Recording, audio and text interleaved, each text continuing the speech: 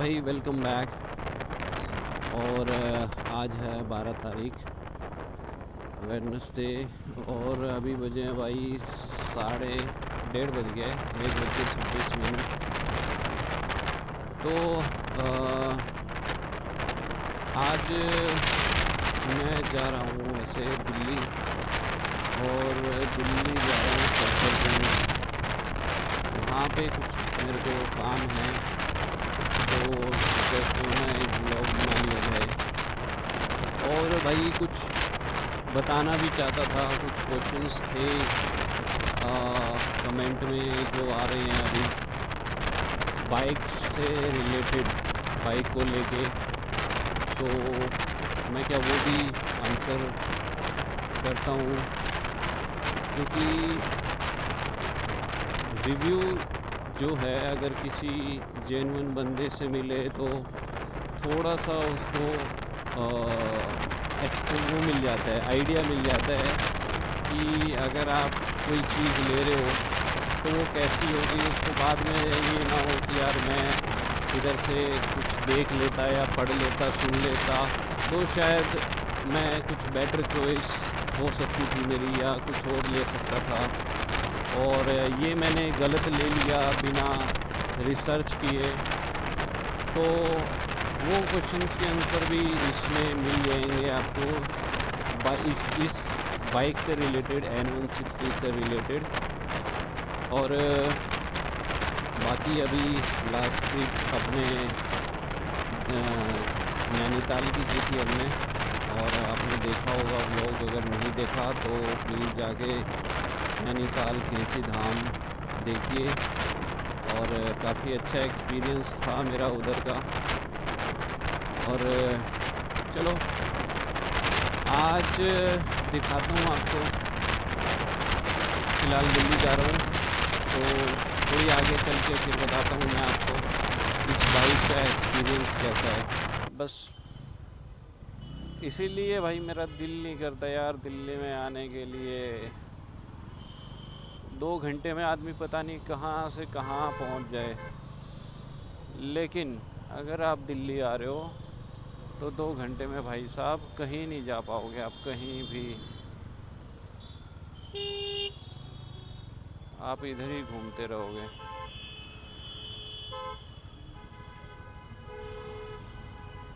सबसे ज़्यादा तो ये रेड लाइट का दिक्कत है इधर, रेड लाइट इतनी है।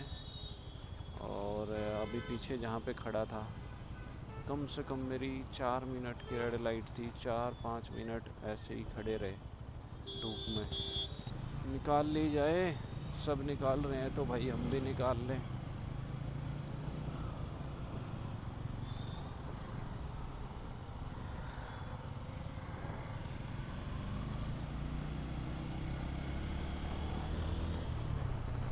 तो भाई अभी मैं आ गया हूँ सफदरजंग एनक्लेव। कई बार है ना बोलते बोलते जीभ जो है ना फंबल कर जाते हैं वर्ड, तो हो जाता है कभी कभी, क्योंकि हाईवे पे क्या रहता है कि स्पीड ज़्यादा होती है और विंड ब्लास्ट भी ज़्यादा होता है, जिसकी वजह से जो है ना आवाज़ नहीं आ पाती कई बार।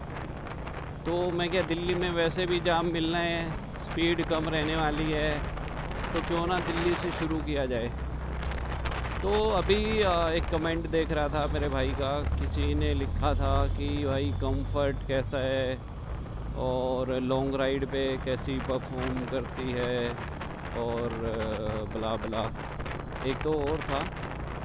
तो मैं अपना एक्सपीरियंस बताता हूँ विद N160 कि सबसे पहले जिस सीसी में ये है ना 160 सीसी में, इससे बढ़िया कोई बाइक नहीं है।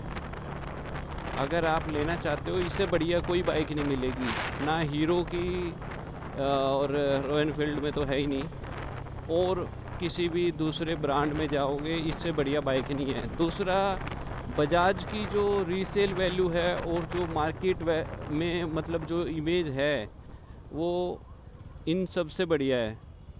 और TVS वगैरह अपाचे लगा लो, या और दूसरी हीरो की एक्सट्रीम है 160 में, तो भाई मैंने उनकी इतनी वो नहीं देखी, 160 सीसी में है, लेकिन वो बात नहीं है जो पल्सर का नाम है ना, वो वाली बात नहीं है।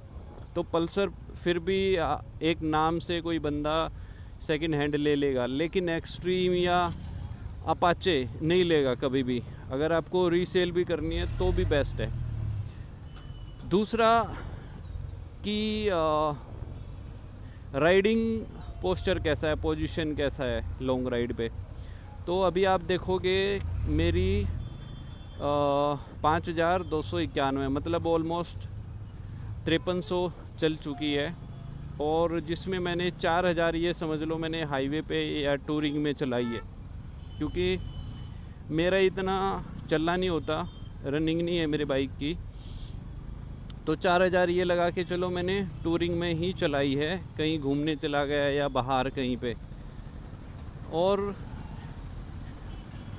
पोजीशन का ऐसा है कि अगर आप 100 सीसी से, अगर आप स्प्लेंडर से, प्लेटिना से या कोई भी 100 सीसी बाइक से डायरेक्ट इसको चलाते हो, तो कुछ दिन, 4-5 दिन, 6 दिन, हफ्ता भर आपको थोड़ा सा उसमें मर्ज होने में लगेगा, थोड़ा सा ऑकवर्ड फील होगा पोजीशन के मामले में, क्योंकि जो आपकी 100 सीसी में जो ब्रेकिंग है, जो हैंडलिंग है, वो पूरी तरह चेंज है।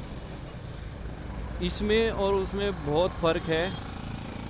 ब्रेकिंग आप देखोगे और हैंडलिंग देखोगे, पावर देखोगे, सब कुछ चेंज है। तो 5 से 7 दिन आपको ज़रूर लगेगा, 5 से 7 दिन आपको बिल्कुल ऐसा लगेगा कि यार क्या नई चीज़ आप चला रहे हो, और थोड़ा सा सेटिंग होने में वो लगता है। लेकिन अभी जैसे 5-7 दिन बाद जब हो जाएंगे, आपको 5-7 दिन हो जाएंगे चलाते हुए, ऑटोमेटिकली आप उसको एडेप्ट कर लोगे। आपको शुरुआत में लगेगा कि थोड़ा सा पोस्चर थोड़ा सा अजीब है, लेकिन अभी जैसे मैं चला रहा हूँ काफ़ी टाइम से, तो मेरे को इतना वो नहीं लग रहा, मैं इसका यूज़ टू हो गया हूँ। और बल्कि अभी जब मैं 100 सीसी बाइक चलाता हूँ, प्लेटिना या कोई और, तो मेरे को वो अजीब लगती हैं। अब ये मेरे लिए वो नहीं रहा, इसकी मेरे को आदत पड़ गई है। तो मैं अभी सच बात बताऊँ तो चलाता भी नहीं हूँ अपनी प्लेटिना को कभी भी, रेयर एंड रेयर कभी ऐसा हुआ तो। लेकिन पोस्चर भी इसका अपराइट है थोड़ा सा, अगर आप दूसरी बाइक से कंपेयर करोगे तो जो ये सिंगल सीट है उसका पोस्चर बहुत काफ़ी अच्छा है, और मेरे को ऐसा फील नहीं हुआ कि यार आप ज़्यादा फॉरवर्ड बेंडिंग हो इस पे। तो एक ये भी है। और सीट कंफर्ट का है, सीट कंफर्ट मेरे को देखो दूसरी जो स्प्लिट सीट वाली है उसका तो नहीं पता, लेकिन जो सिंगल सीट है उसका मैं बता सकता हूँ। सिंगल सीट में आपको थोड़ी सी स्टिफ मिलेगी सीट, और जो सिंगल सीट है उसमें काफ़ी सॉफ्ट है, जो कुशन है वो सॉफ्ट है। और मेरे को ऐसा लगा नहीं कि यार सीट स्टिफ है या इस तरीके से कंफर्ट, तो वो मेरे को लगा। और जो मेरे को लगता है वो मैं वही बता रहा हूँ आपको, क्योंकि ऐसा नहीं है कि कोई भी किसी भी जो बाइक की सीट है वो सीट जैसे ही होती है, लेकिन फ़र्क क्या रहता है, थोड़ा सा कुछ स्टिफ हो जाती हैं या थोड़ा सा और बेटर आपको मिल जाती है। तो ये इसकी सीट जो है सिंगल सीट वाली, वो काफ़ी मेरे को अच्छी लगी। और बल्कि मैंने इससे पहले अपने दोस्त की लेके गया था, वो स्प्लिट सीट वाली थी, तो वो मेरे को काफ़ी वो लगा, मेरे को उसकी काफ़ी हार्ड सीट है। किसी से भी पूछोगे आप स्प्लिट सीट वाले से, वो यही बताएगा, क्योंकि फोम उसमें कम रहता है और इसमें एक लार्ज सीधा आप फोम रहता है, तो थोड़ा सा उसमें बेटर मिलता है आपको।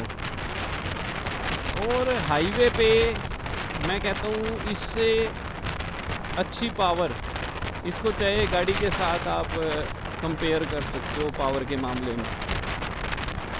अभी गाड़ी चलती है हाईवे पे 100 और 105 110 हाईवे पे। हाँ, एक्सप्रेसवे की बात नहीं कर रहा मैं कि एक्सप्रेसवे पे कितना चलता है, लेकिन जो छोटी जो गाड़ियाँ हैं वो ऑलमोस्ट इतना ही चलती हैं, 100 के अराउंड। और ये बाइक अगर आप थोड़ा सा 110 115 बड़े मक्खन के साथ जाती है ये, और पता भी नहीं लगता। मतलब 115 भगा तो आप इसको और भी सकते हो, लेकिन मैं कह रहा हूँ कि इसके बाद आप खुद हाथ खड़े कर दोगे कि नहीं मेरे को और नहीं चलानी, तो ऐसा रहता है। और पिकअप के मामले में 110 115 ये बहुत अच्छे से आराम से कुछ सेकंडों में चली जाती है उतनी। तो इससे अच्छी बाइक मेरे को नहीं मिली, और मेरे को कोई इसमें लेने के बाद कोई ऐसा रिग्रेट नहीं हो रहा है कि मैं कुछ और ले लेता। नहीं, मेरे को पता है कि इससे अच्छी चॉइस, इससे अच्छा मेरे को नहीं मिल सकता था उस प्राइस पॉइंट में, जिस प्राइस पॉइंट में ये है अभी। और ये अभी प्राइस तो इसका बढ़ गया है, अभी नई भी आ गई है N160 SS करके, नई भी आ गई है। तो अगर आप कोई भी भाई लेने की सोच रहे हैं ना, तो भाई आंख बंद करके ले लो। पावर के मामले में, लुक के मामले में, चाहे कोई भी बात है, मतलब नेक्स्ट लेवल है भाई बाइक।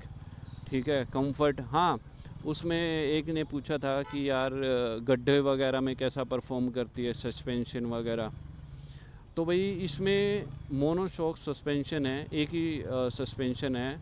कभी इसको चलते हुए देखना रोड पे, जब साइड से जाएगी ना, तो सस्पेंशन के मामले में देखो ऐसा नहीं है कि आप सस्पेंशन है आपको बिल्कुल भी कुछ वो नहीं लगेगा कि कब गड्ढे गए कब नहीं, लेकिन काफ़ी स्मूथ है। जब आप गड्ढे से उतारोगे तो आपको काफ़ी स्मूथ फील होगा, इसमें आपको लगेगा नहीं इतना।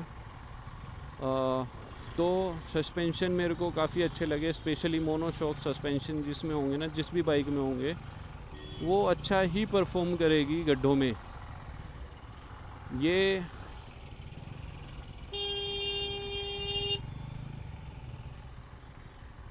अरे यार भाई, इसीलिए दिल्ली में नहीं आता यार, सच्ची।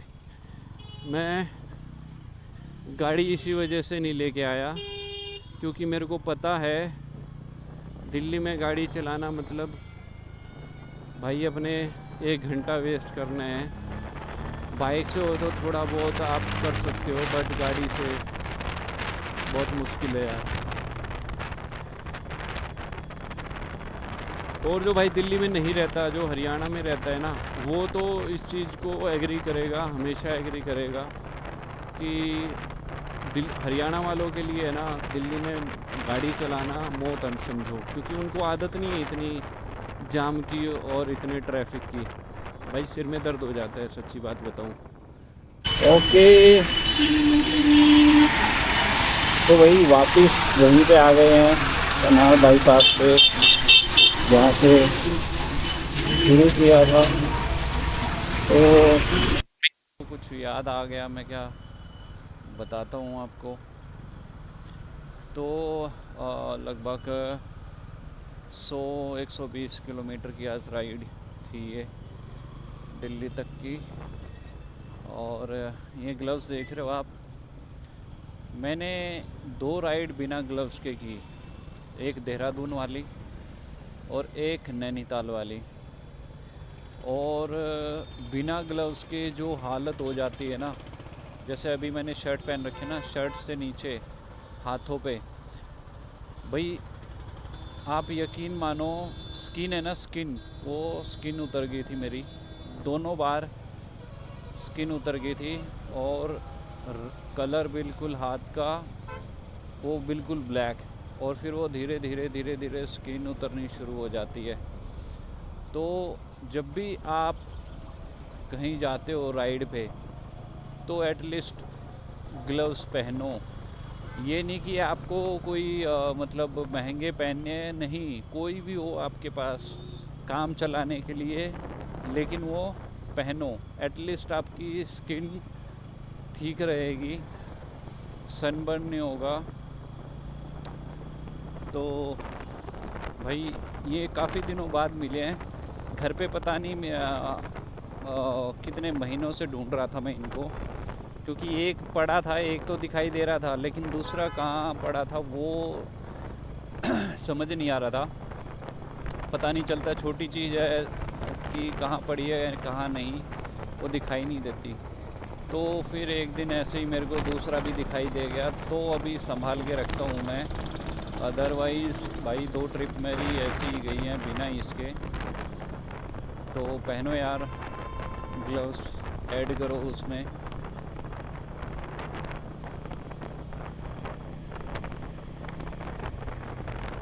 अभी वापस चल रहे हैं घर की तरफ, अभी करनाल बाईपास से और मुरथल की साइड।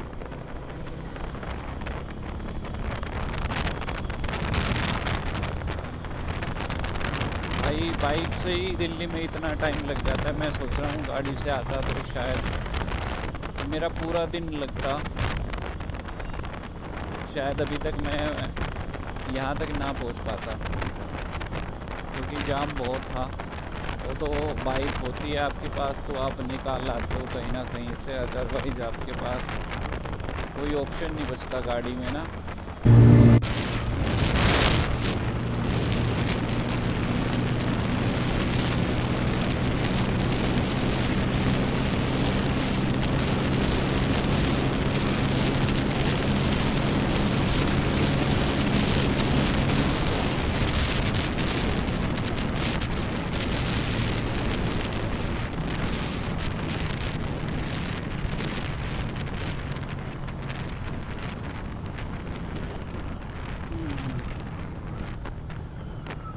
तो भाई गाइस